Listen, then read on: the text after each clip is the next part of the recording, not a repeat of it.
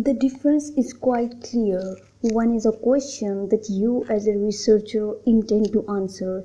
The other is a statement that you will either prove or disapprove. Hypothesis is generally a prediction made by a researcher that he or she will either prove or disapprove. Now let me explain you by the example.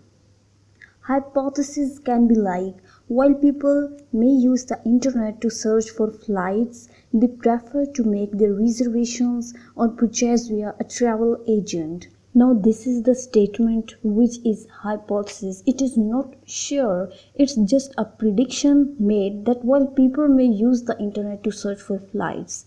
Example of research question is, do people use the internet to collect information about flights but still prefer to use travel agents to make their reservations?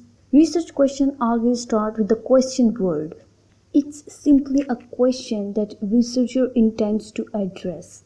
Just like research question, good hypothesis must be clear and easy to understand. It must be specific with a definite focus. It should be answerable. It must be possible to collect the necessary data and relevant to your area of study.